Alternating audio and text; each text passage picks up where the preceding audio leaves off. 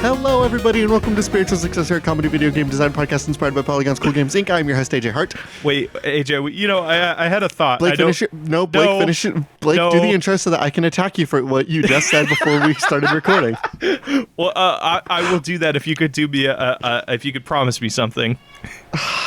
What do you need me to promise? We need to start doing our intros a little bit slower because holy shit, we just for new listeners that are just trying to get a grasp on what we do.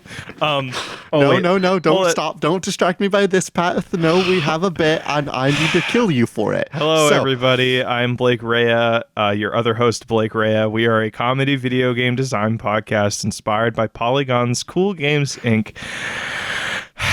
I just called kombucha a vegetable. And in my hubris, I hate myself. So, a little bit of background. Blake and I were sitting here, and we were thinking, man, what are some things that we absolutely hate? And I said, I hate beets because they're the worst vegetable. And Blake said, they're not the worst vegetable. Ain't you ever had kombucha?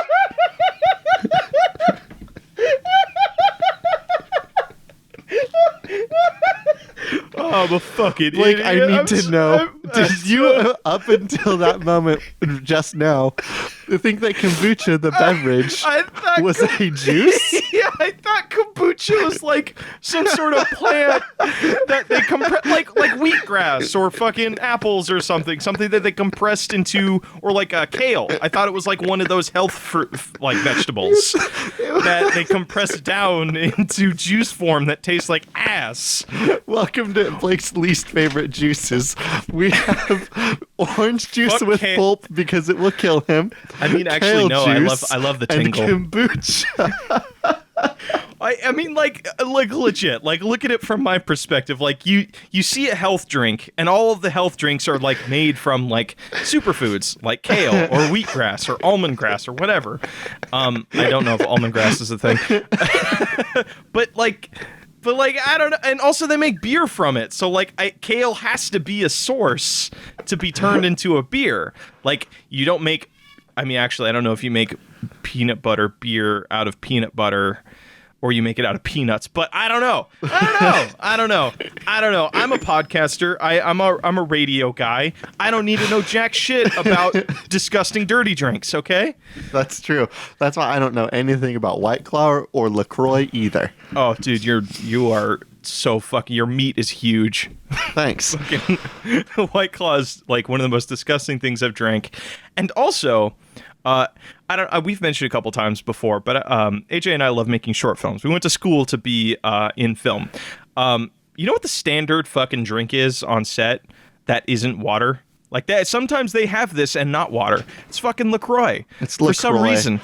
I don't know. It's I was on a set one time where it was 108 degrees out and we were filming in the sun and I was like, God, I am so thirsty. Can anyone get me a water? And somebody gave me a fucking cherry LaCroix. You get hydrated, bitch. Here's a fucking LaCroix. I guess. What the fuck am I supposed to do with this? Pour it on my head? Sure. I mean, you can also just hold your nose. Not only that, and it was warm. It was warm in the heat. It was warm cherry water. Warm cherry water does not sound good. Ugh. It's and it was bubbly. I mean, that's pretty nice. Actually, I wouldn't mind being soaked in bubbly water. I wouldn't want to swim in it like we've talked about, but I wouldn't mind pouring a soda, a Coke on myself. That doesn't sound very bad. I wouldn't mind pouring a soda, a fizzy beverage, all over myself either. But I would prefer it to be a club soda, just a fizzy water, right? I don't want the sugars from a Coca-Cola all over my. How about this? All over your bits. All over my incredibly chiseled abs and my incredibly powerful skin. Hey, AJ. It's impervious to all knife wounds. AJ, you have abs meant for radio. As you've most certainly guessed, on this show we take your submissions from Twitter, from Reddit, from email, and YouTube, non-official channels. Fuck you. And we turned those into the next AAA title. Blake, do you have some submissions from our lovely audience? I do have some awesome submissions. Give me 1 second, because my phone was open to AI stuff.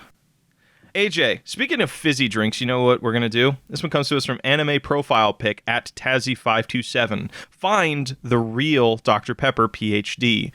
So, this is going to be like a Dr. Mario sort of game, right? Where it's like, I don't know, maybe it's a puzzler, and we just do Dr. Pepper. But the thing that fascinates me more is, where do all of the Dr. Pepper knockoffs come into play? Well, there are other doctors, right? Like Dr. Thunder and Dr. K and Dr. Actually, AJ, this joke doesn't have legs. Can I give you another one? No, but because I got some for this one. Oh, you got some legs? Yeah, I got some legs for this one. Don't you worry. Because like when I think of like find the real Dr. Pibb or Dr. Pepper, my thought is like it becomes a collectathon game where you're trying to run around and collect all of the cans of soda, and you're trying to like collect all the good soda. So to find out if they are a good soda, do you have to do like a session with them, like they're a doctor? Like, do you have to, like, it's instead of like a dating game, it's like, hey, I need to find the right doctor, but I need it to be, man, it's been a while since I burped on the podcast. Yeah, I really did not miss it. So maybe it's a collectathon game where you have to go out and procure like cans and bottles of soda so that you can pay off a doctor. Like 150 Dr. Pepper cans is going to let you pay for one session with a doctor. This is and then when you're doing that session with a doctor, you can investigate and be like, now, is this the real Dr. Pepper? Oh my God, you nailed it. You know what this... Dr. Johannes, I know that I've been coming to see you for about 4 years now, and you've never led me to believe that you were, in fact, the real heiress of the entire Dr. Pepper Corporation. But I have recently started an investigation, so I need you to tell me, what are the 23 flavors inside this can? Prunes 23 times over. See, that's bullshit. Now I know that that's not the real Dr. Pepper. You know, and now I can move on to one of the other doctors. Unfortunately, every time I talk to one of the doctors, it's going to cost me more cans to talk to the next one. You know what this really reminds me of? It reminds me of that guy that saved up like 2,000 bottle caps sent it into Bethesda, and Bethesda's like, this worked once. Nobody do it again because our office smells like disgusting fucking beer and we hate it. This rules. Don't do it again. So kind of something similar. Are you collecting cans because that's the currency in this world? No, you're collecting cans because I think that any sort of doctor will fall into the desire for those 23 flavors. But like, can you name anybody that doesn't like Dr. Pepper? Well, if you're trying to find the person that is Dr. Pepper, they would know those 23 flavors, so who gives a shit? So is it more of just like what does the doctor, why does the doctor care about cans that he has easy access to, is what I mean. Because if you put a can of Dr. Pepper in front of anybody, they will take it. Even like Pavlov's dog, I have will start 18 salivating. Bottles of Dr. Pepper in my fridge and somebody left a can of Dr. Pepper in front of me, there would be nothing in my mind that I would ever think about other than the one can of Dr. Pepper in front of me. Mm-hmm. All of a sudden, that's my new life goal. So like, even just reaching the 2 Dr. feet Pepper, to drink it. Huh? Just reaching the 2 feet to drink it. Yeah, that's even your life the goal? Dr. Pepper will fall for this trap. Oh shit! His own vice is his own creation. You see, when you're like me, Dr. Pepper, business is my pleasure.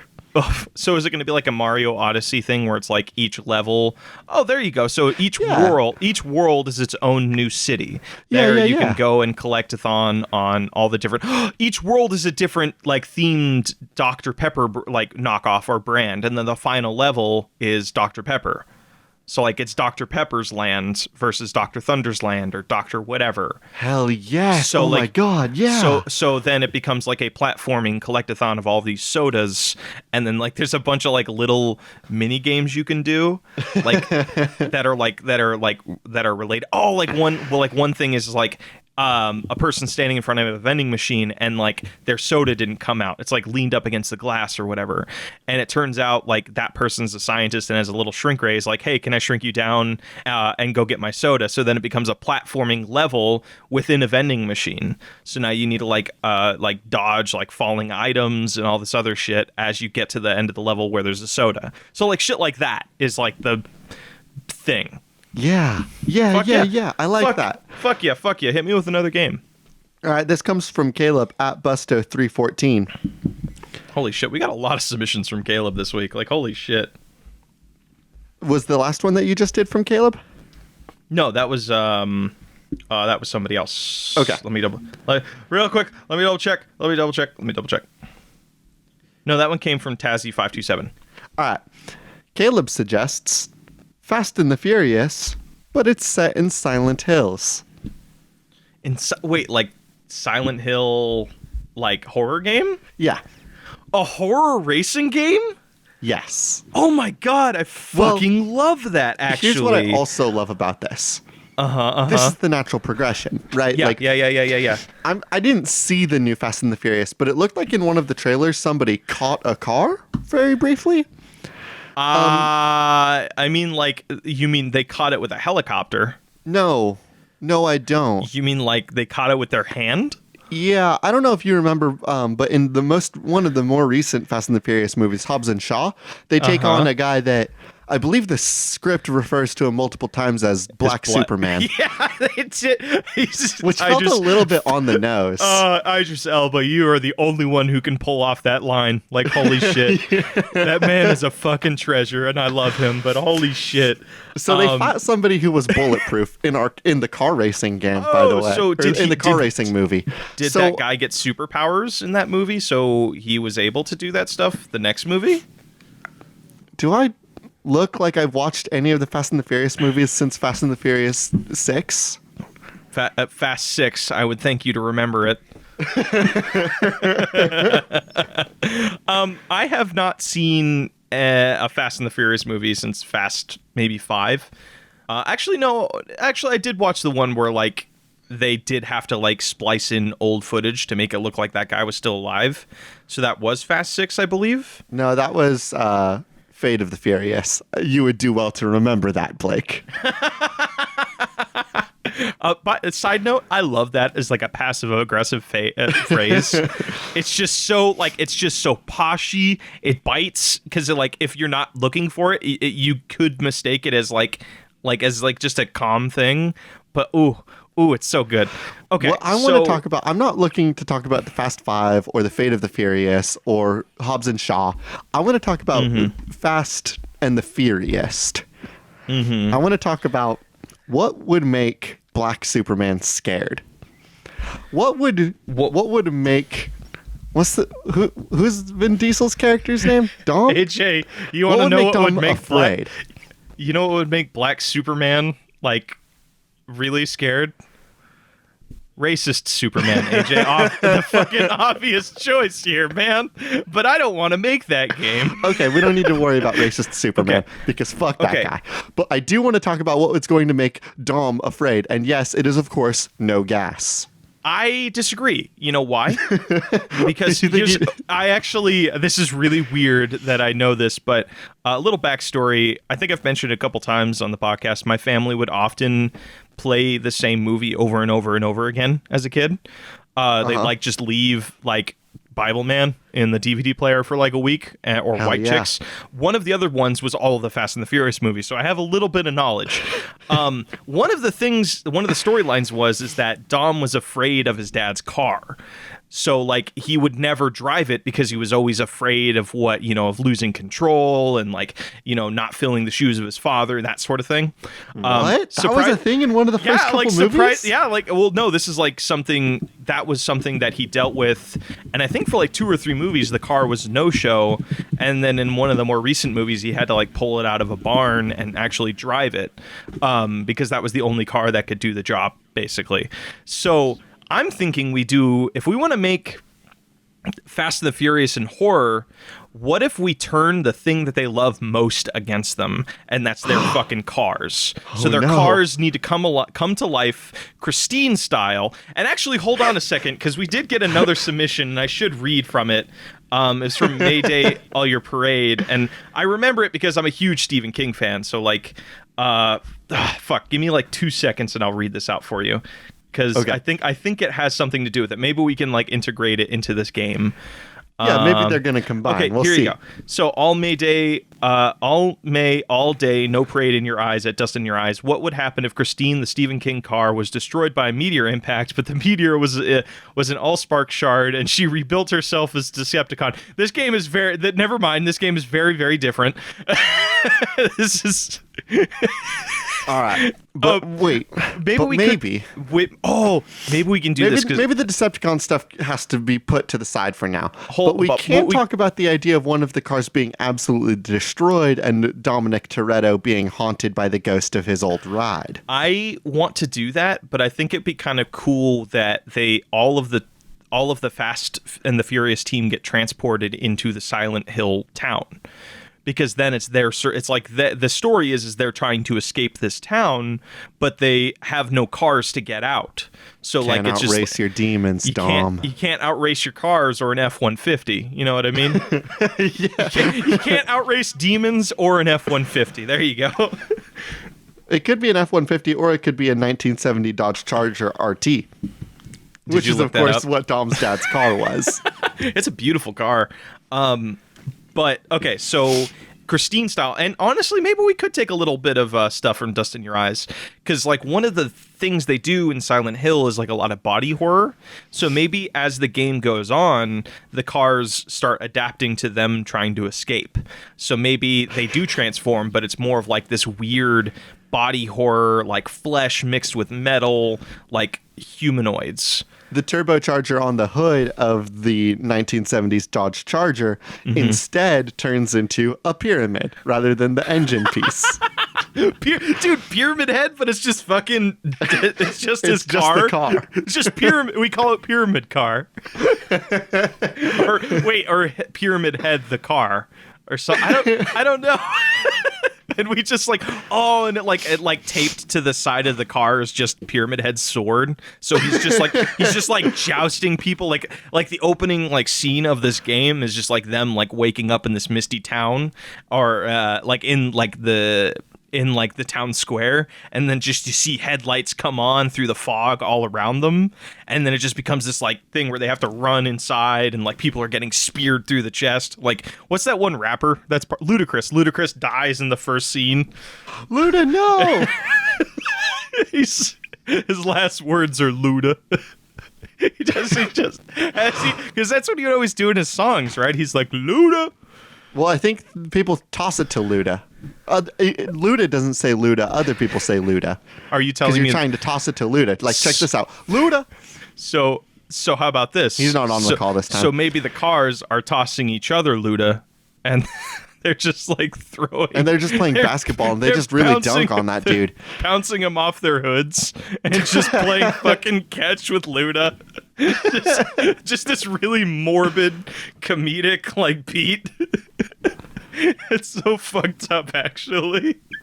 Okay, so there's what's the actual gameplay? Is it more? Are we doing like Silent Hill style, where it's like? I think it's just a Silent Hills game where if you notice any sort of like what makes a good horror game is, of course, like trying to find one piece of thing that you can be afraid of and really kind of narrowing it down, right? Like what made like the second Silent Hills movies or the second Silent Hills game really interesting was that like one of the central themes was this girl's fear of growing up and kind of like the fear of reaching sexuality's epitome of women or whatever. Yeah. You know, fuck, the early Silent Hill games were really like the fantastic. first couple ones are so good. Yeah, like I'd love to see remasters of those games. So how about this? What I want to focus on, the major fear that I want a Fast and the Furious game in Silent Hills to focus on, losing family, is the fear of being hit by a car cruising at 128 miles per hour. That's not really an emotional fear as it is just a survival one, my dude. So there's going to be a lot of roads that you could you're going to have a lot of bits where you have to try to cross the street. And there's going to be so many cars moving so very fastly to try to really just kill Dominic Toretto and Ludacris. Okay, how about this? So after I want a very, very high def Frogger. Okay. Oh, okay. So building off of that, how about this? Because then we can, because like Silent Hill is like playing into personal fears, and I think That's you can't. a pretty personal fear for me. Okay. Yes, you're right. But I want to build off that, add another wrinkle to it. So the opening scene is all of them getting separated. The game is about playing different chapters, following different people in in each chapter. So like the first chapter you're going to do is like Dom. The next chapter is you're going to follow I forget her name. She's a wonderful actress. It's Dom's like girlfriend.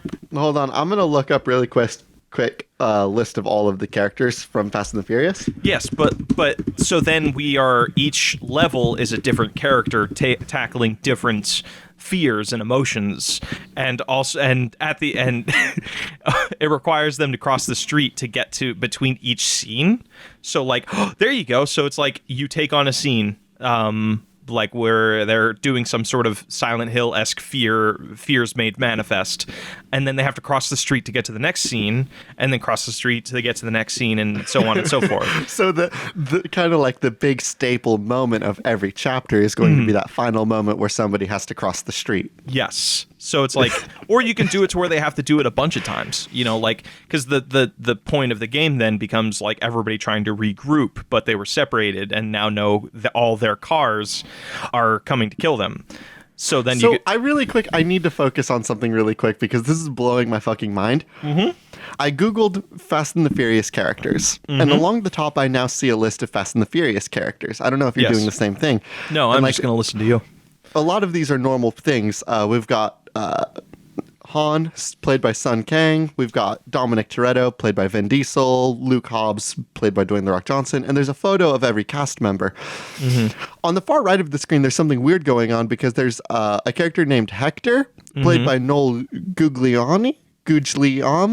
I don't know how to pronounce his last name, but it is just a Renaissance painting of Hector.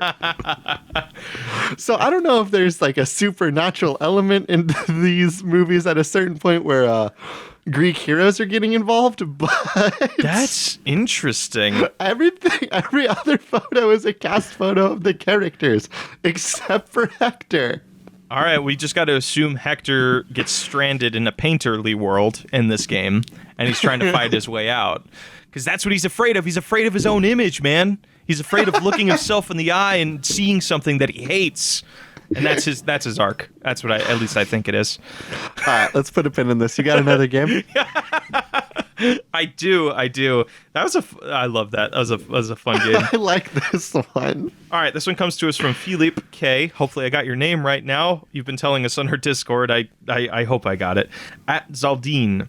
A horror game that monitors your heart rate and makes the game even scarier depending on how fast your heart rate is beating.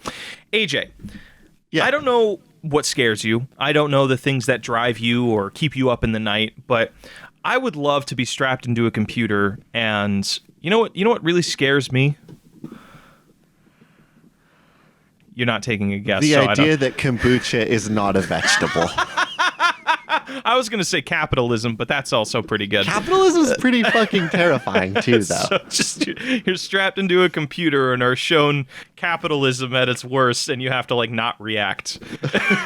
So, okay, but I think this is a cool. Even if we don't go with the capitalism idea, I think this is a fun video game because I have a love-hate relationship with games that do like a thing where it's like if they notice you're having a difficult time, you're getting killed a lot, you can activate an armor, or you can activate something that makes the boss fight easier or this level easier. Or like how Amnesia would just remove the monsters if you died 2 times, and they said, "Oh, we're sorry, bitch, baby, no monster. Monster too tough. Don't worry, monster's gone." The idea of the Amnesia monster going ooh woo is an absolutely hilarious and wholesome thing to me. I hate that jerk. That's He just showed up, punched me in the head, and then said, "Oh, I'm sorry. Did I punch you too much?" And then would leave. And it's come on, I'll dude. see you in the next room, little bitch, baby. Got your little lantern? Well, that ain't gonna do shit. But so you can do some. I have a love-hate relationship with those games because I feel like that's not. Like, I think it's great for people that just kind of want to absorb the story. Like, the best example I have is Celeste. They have a thing where this one mode where you can just turn off, like, all the difficulty and just go through fun little therapeutic kind of platforming levels and just enjoy the story. I think that's great. I think that there's totally a place for that in games. But I love the idea of a game getting harder and harder the more difficulty you're having with it, because it's just so obnoxious, and it's just such a, like, that... I feel if it was done well, like if they did that with something like Doom, where like the desire to do better is like so strong, I feel... Okay, wait. I feel like... have something like this. Oh, you do? Really? Yeah, like... How's it going? Welcome to Spiritual Successor. Sometimes it's a video game podcast. I just finished playing through a game called Vanquish. It's the Platinum Studios third-person shooter game. Mm-hmm. And this game had a weird system where, like, the whole progression system in that game was busted as all hell. Basically, there was, like, a weird system for you to luck out and hope that you could get a bunch of ammo for a weapon that you liked, and if you got extra ammo for it, it would upgrade the gun. Oh, yeah, you were telling me about this. Yeah. But if you were in a boss fight and you died, whatever gun you were holding would lose a rank of, like, goodness. Mm-hmm. So, like, let's say that you were at a boss and you were having a really tough time with it and you had your assault rifle out. Mm-hmm. If I killed you, or if you died, your assault rifle would now deal less damage for this boss fight. And then you're going to load it up and you're going to go through it again. And now because your gun deals less damage, you're not going to do as well. You're going to die again. Your gun deals less damage again. So rinse and repeat. So how about we take that and apply that to a horror game? So, like, let's do something like Resident Evil 7. Because, like, one of the gameplay... I mean, it's any real video game. As you go through a game, you get more tools and more things... to help you tackle bigger obstacles. So let's say at the beginning of the game, you start off with a great amount of equipment. Like you have a gun, you have a lantern, you have something that's good. You start off with something that can illuminate the darkness. As you get scared, or your heart becomes over a certain amount, maybe you drop that lantern, and that you could drop that lantern in the middle of a chase scene. That means you can't go back. You can't go back for it unless you like have to risk being chased again. So maybe it's not that they completely delete, but they do a thing where it suddenly now becomes its own battle. Like I guess one of the best examples is in Fallout 76, or some sort of game where you have to like go back and retrieve your dropped loot. Like, actually, even better example, Minecraft.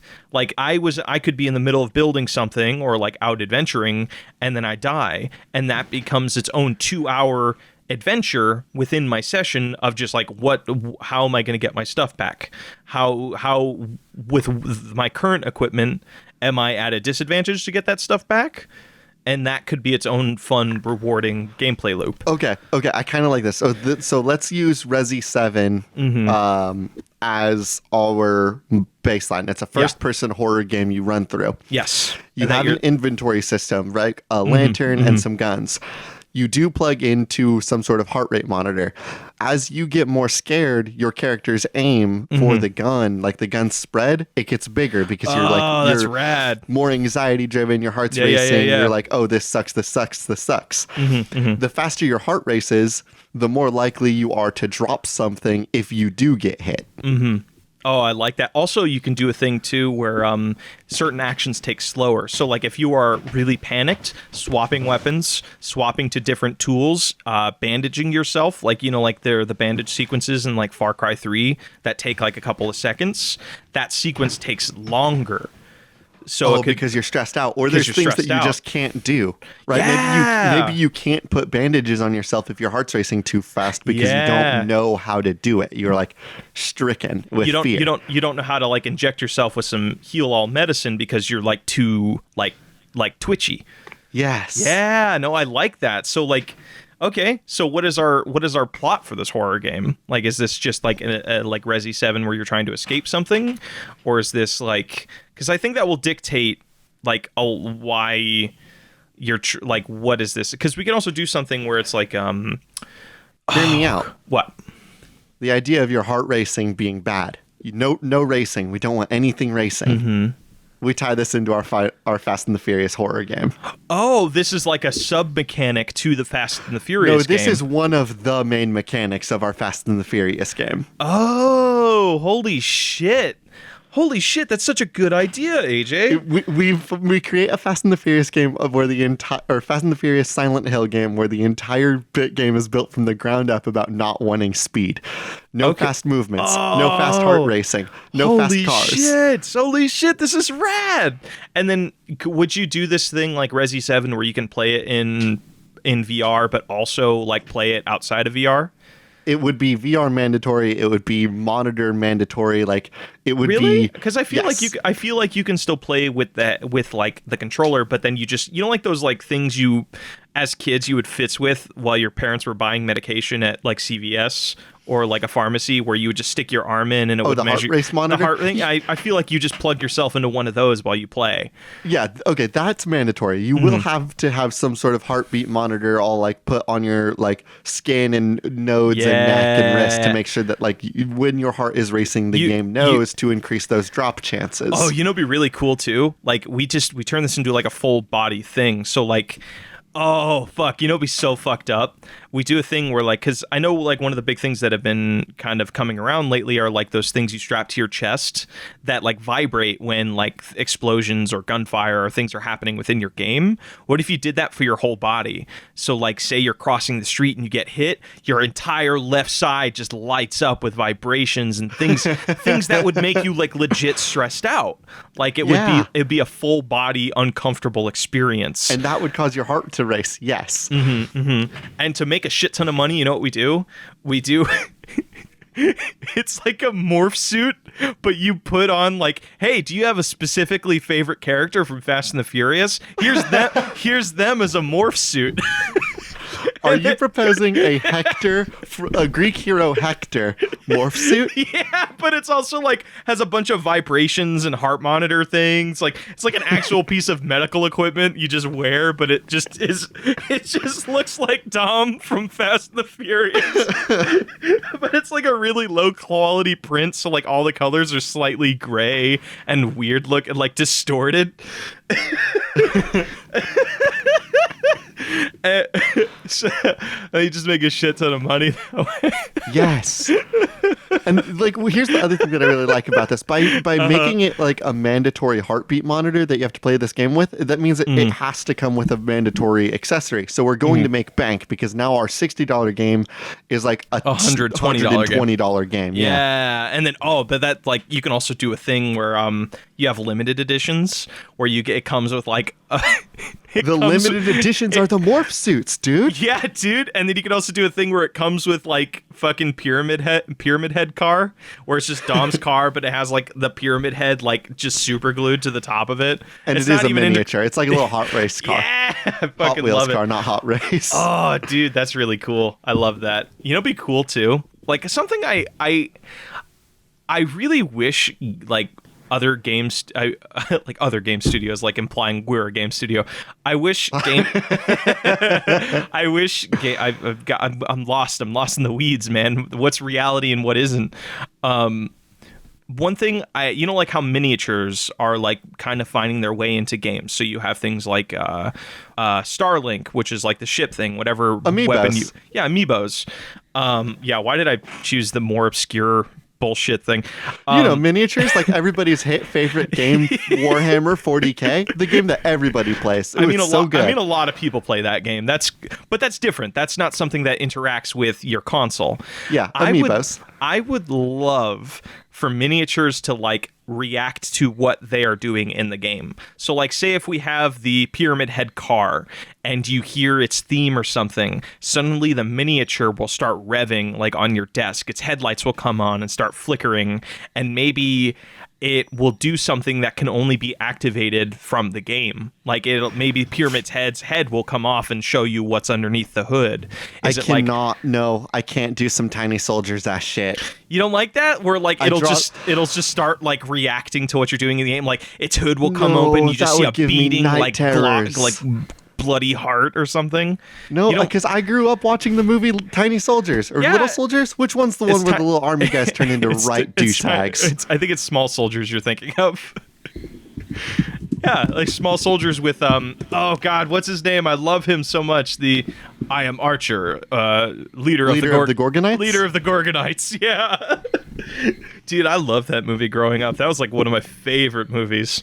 Yeah, that's why we can't have amiibos that move, though. Well, because small soldiers exist, AJ, we know what happens if you make an amiibo move. It will try to kill you and your family. Who cares? We'll make bank. That just means, like, if they die, they can't put in a complaint. But I don't know. I would love to see more of that from just amiibos, because amiibos are cool, and I want amiibos. Yeah, like I thought amiibos are cool, and they're like, I'm not so much a big fan of just statues. I like having things in my room that are interactable, like on my. So, are we trying to make here's the thing. That was just a sub idea. Like I think that was just like something I was thinking that could be done.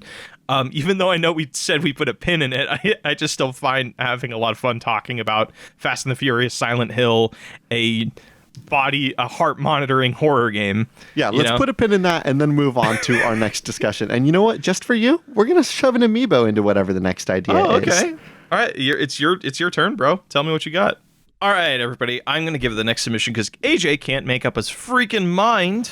This one comes to us from Joe Lang. Please forgive me if I butcher your last name, friend. Joe Langlois at the _ Giuseppe.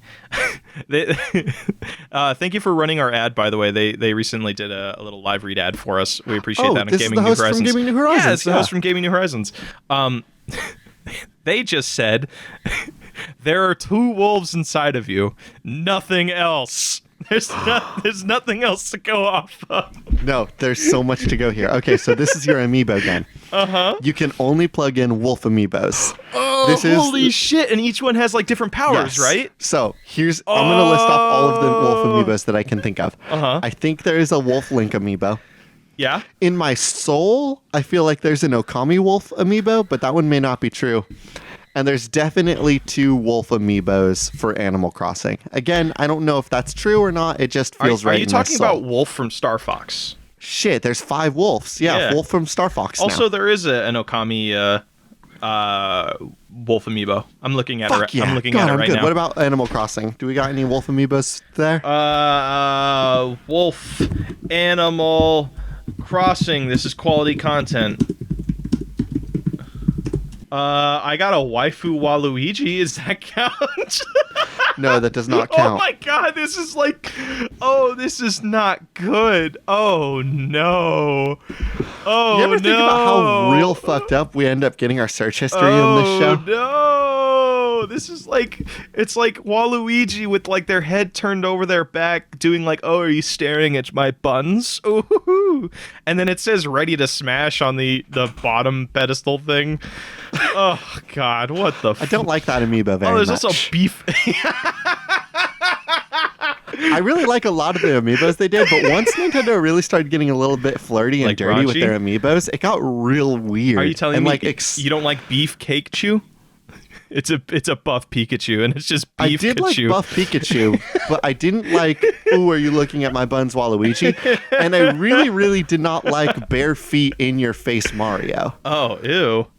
Yeah, I didn't like that one either. I'm not a big fan of that. And feet amiibos are not a real, it's not a tight market, I don't think.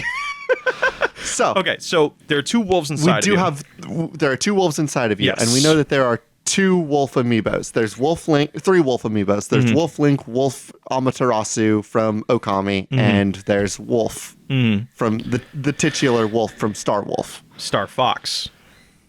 Actually, no, his crew is called Star Wolf, isn't it? Yeah, his crew is called Star Wolf. How and it's way original, cooler. but fuck, it is really cool. Dude, he has like a metal arm and shit. He's like so to be fair, fucking Star cool. Wolf and Star Wolf and his team killed Fox McCloud's dad. So I'm willing to bet that Star Wolf was around first, and Fox McCloud is the one that really wanged up his naming conventions. What a weird thing is like, you killed my father, so I'm gonna take your image. That's kind of weird, actually, now that I think about it. It's like, I'm going to name myself after you in honor of killing my father? Like, what the fuck? Like, that's his methodology, right? But, okay. So, how about, so do we want to do a thing where we're taking IPs, or do we want to come up with our own wolf game? Here's what I'm thinking. It is our own wolf game, but there will be amiibo functionality. Here's what it is. Mm-hmm. It is a wolf-based fighting video game. Really? I was thinking it's more like something like Sonic Unleashed, where it's like there are levels, but you have two different play styles for those levels. So like you can go through a level. Oh, here it is. Each level is like the Sonic games. There are many different pathways that you can follow to get to the end of the game that require different platforming or other mechanics. So like you have this open world sort of thing where you need to get to the end of the level, and you can choose the different pathways depending on which wolf you are. So you can do it like each wolf has different abilities that allow them to access like I think go ahead. I think you can control two wolves because, again, it's very important. Inside you, there are two wolves. So does it play like Marvel's Ultimate Alliance, where you just kind of have both of them on the field and you can swap between them? Well, we know it's on the Switch, so it's because it's an Amiibo mandatory game. Mm-hmm. Each Joy-Con controls one wolf. Okay. And maybe it plays a little bit like a Brother's Tale of Two Boys. Yeah. Except it's a side scroller where you play as two wolves. Okay, how about this? Because there are technically three entities here. There's the two wolves, and then there's you. So what if you do a thing where it's like kind of a top-down beat 'em up, where everybody's trying to kill you, the person, and you have to like that's what you have to protect. So you control the two wolves as the boy goes through the level. So you have to like defend them, and like you have to judge, like the further your wolves are from the boy, the more vulnerable he is, and then you kind of have to like play that balancing act of go and attack things, but then how vulnerable are you going to leave your boy? Yes. Okay. So it's a video game where it's only delivery quests, which are of course the best kinds of levels. Dude, wait! It's Little Red Riding Hood. You control two wolves, which are, of course, the wolves that are really inside of Little Red Riding Hood. Mm-hmm. So she's making deliveries to, like, she's delivering her little baskets to people around the forest. And she has her two soul wolves to fight off other things. Yes. You can control both wolves at one time, or if you're feeling really fun, you can go ahead and hand one Joy-Con to your friend, and you can each control a wolf. Yes. I love it. Okay, sweet. The wolves are customizable. Choose what skills you want them to have, what outfits you want them to have, what abilities, wolves what with stats. scarves. Wolves with scarves. I love it. That's and so if you fucking slap adorable. an amiibo on there, you get that as a special wolf. So any wolf-based amiibo is going to get a special character that you can unlock. Oh, I was thinking You like slap outfits Wolf because Link amiibo on there, you're gonna unlock Wolf Link as a playable character. You slap Wolf from Star Fox on there, you're gonna get Wolf as a wolf playable character. If you put Sonic the Hedgehog on hold there, on. If you do Star Wolf as a wolf, though, it's just a wolf dressed up like him, so it's not standing up straight. It's just like a silver wolf that is dressed as Star Wolf. it does have a gun now. It has a gun in its mouth. How about that? If you put Sonic on there, you unlock Werehog Sonic. Oh shit! Oh, that's pretty good, actually. I like that. Okay, so you have your two, like, the two original wolves, like the ones that are actually in the story are original IP stuff. And then you can just import your own wolves if you wanted to. Yeah, it's like that. You remember how there was that game that Nintendo released called Starlink? And then out of nowhere, they were like, oh, we didn't tell you that Fox McCloud was in Starlink? Yeah, they completely... it's available on other I own the game. It's a lot of fun. They kind of shoehorned him in and his crew. So now the game is about Star Fox. It's just Okay, it kind of like changes the story a lot. It's pretty Maybe weird. we won't do that, but if you like slap in the amiibo, there'll be like a fun like dialogue thing where it's like Sonic the Hedgehog, and he's like, "Yeah, I'm here," and he transforms into his cool form. How about this? So if you plug in an amiibo that is a wolf, you then get them as a playable character. But say like you have a Samus like amiibo or a Shovel Knight thing, then anytime you place those on, it unlocks an outfit item. So like now the wolf has a shovel on its back, like Shovel Knight style. It's like the Bayonetta 2 outfits. You just unlock more as you put other amiibos that don't relate to the game on it. Yes. Oh, there we go. Then we do that. Hell yeah. Yeah, so it's a game about Little Red Riding Hood having to, after their traumatic experience where the wolf ate their grandma, they realized that they have two wolves inside of them. Seeing her grandma get eaten awoken the two wolves inside of her. Actually, hold on a second. She now is able to command these two wolves inside of her to destroy all of her enemies. What if it's like kind of gorier? Like what if after killing this wolf, she captured its soul? So, like, now she has control of the wolf that tried killing her at one point. Where would the second wolf come from? I don't know. Maybe that's, like, the first level is her discovering these two wolves, and that's, like, the inciting incident of the story is, like, these two wolves are, like, I don't know. Like, I think there's something there. It would definitely take more time than we have to, like, really narrow it down. But I like the dynamic that the wolves that she is controlling don't want to be under her control. So that, like, adds, like, conflict to it. You know what I mean? Oh, hell yeah. I think that's a lot of fun. But, dude, I was not expecting us to get so much legs off of this idea. Thanks, Joe. The frustrating thing is, like, sometimes we chuckle around and we make a game I would really want to see happen. Yeah. That's part of it, man. That's part of the art, baby. It's our You got another... Actually, it's your turn. I've given so many submissions this game. I've given you nuggets, and you've given me nothing. All right, I got one more. This comes from Ongru at Oh God, Send Help. Kitty Fun Expert Ongru. What's up, Andrew? Larry and the Cable Guy. The game. This is like a poorly managed Wii game if I've ever heard one. So this is, of course, in reference to the fact that last week, Blake and I referred to Larry the Cable Guy as Larry and the Cable Guy as though they were two entities. Why did we do that? Why? It's amazing how stupid you and I get once we're on, where we like don't really think about what we're trying to say, but just like trying to say something. It's just like, oof, the amount of mistakes. I'm thinking Larry and the Cable Guy is a little bit like Lars and the Real Girl. I think Lars and the Real Girl is about a guy that's dating a sex doll, but I haven't seen the movie. Okay, I have seen it. It's a very touching movie. So like the basic premise is this guy who's kind of going through a deep mental like down, you know, he's like, okay, just out of nowhere, he purchases a sex doll and treats it as if it's a real person. So much to the point that the whole town is in on it and is like supporting him as he gets through this mental like down.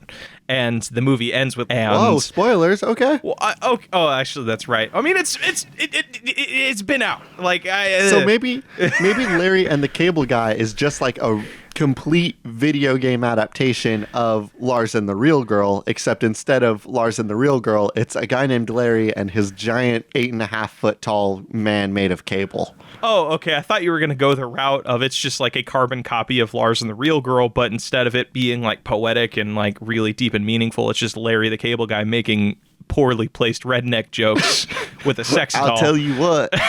You know, just like making just really offensive, like early 2000s redneck jokes. You know what I mean? I have not seen a Larry the Cable Guy set. You're not missing years. Anything, honestly. Was he racist? I did not really like his humor. In a perfect world, I haven't watched it, but like in a perfect world, I feel like I would look back on Larry the Cable Guy and be like, whoa, no racism. Now, I don't know if that's true or not, but man, do I hope. Man, do I hope. I can't look into it. I can't do this research, but man, do I hope. Yeah, I don't know. Blake, it's come that time of the episode. Uh-huh. We have to pick a nug. We're not going to talk about what that game is? It's just like, is it like a Wolf Among Us thing where it's just kind of like a visual novel / like sequence? It's a Telltale game where you play through the game trying to hit on your cable guy and get over it. The cable guy, the man made of cables, not the person that's coming in to work on your home, because that's rude. You cannot hit on someone when they are performing their job. Oh, fuck. That's pretty good. Okay. But yeah, it's All just right. a Telltale game. All right. Our nug is most definitely Fast and the Furious, the horror Silent Hill game. Please, Fast and the Fearless. Fast and the Fearless, a Or Silent is it Hill Fast game. and the Furious? I like Fast and the Fearless. Fast, the game. Fast and the Fearless, a Silent Hill game. Yeah. Hell Okay. yeah. Cool. So we should talk about bosses.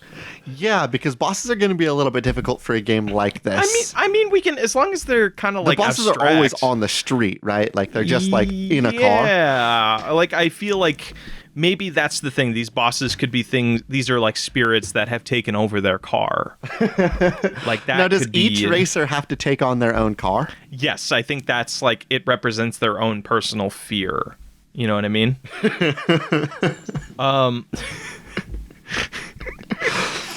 All right, why don't we look at our Patreon Discord and see if there's any boss fights in there that we might be able to jerry-rig into our abomination. There's a perfect one from Fish Harlan. It's just two trucks.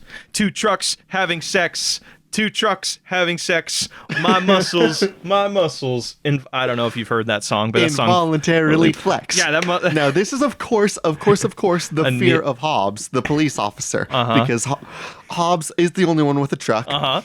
And it's such a fucking cool truck. I'm gonna say it. Oh yeah, it's like a military truck. It's radical. So Hobbs is afraid of sex. Really? Because of course, Hobbs like is ace. afraid of intimacy? No, not afraid of intimacy. It's just like Hobbs is ace and just like really not into it. Not necessarily a fear, just really afraid of like the general obsession that the world and the universe has with sex is like the thing that we all need to be focused on. This is a And so very his interesting greatest angle fear- I did not expect you to take.